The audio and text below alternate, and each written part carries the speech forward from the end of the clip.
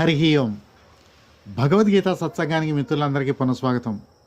8వ అధ్యాయం 23వ శ్లోకం నుంచి 28వ శ్లోకం వరకు మనం చర్చిందాం. ఇవన్నీ కలిపి ఒక సెట్ యోగి గురించిని. దాంతో ఈ అధ్యాయం కంప్లీట్ అవుతుంది. గీతను స్టడీ చేయడానికి మనకున్న అవగాహన పరిధిలో ఆ శ్లోకాన్ని చదివి సత్సంగ విశ్లేషణ విచారణ చేస్తే మనకేం కావాలో అర్థమవుతుంది.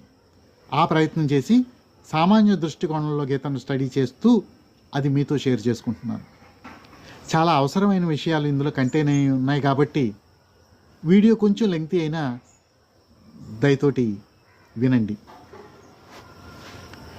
కష్టకాలం అలాగే సుఖకాలం, ఈ రెండూ కూడా ప్రతి మనిషి వ్యక్తి జీవితంలో వచ్చిపోతాయి.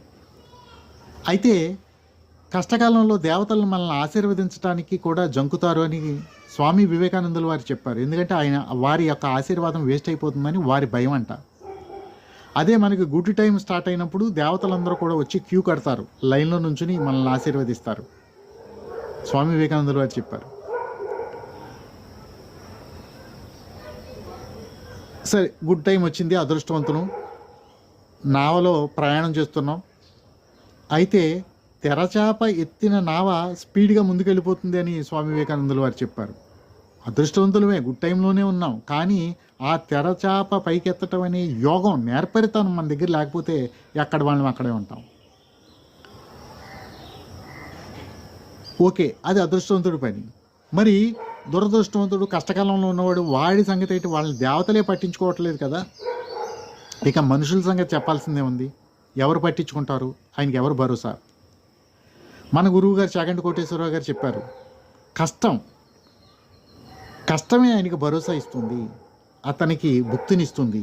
కష్టపడే తత్వం ఉన్నవాడు ఎప్పటికీ కూడా భుక్తిని కోల్పోడు, అతడు సుఖంగా ఉండగలుగుతాడు అని చెప్తారు. ఉదాహరణతో సహా చెప్పారు. ఎలా అంటే, 3 మిత్రులు అడవిలోకి వెళ్ళారు.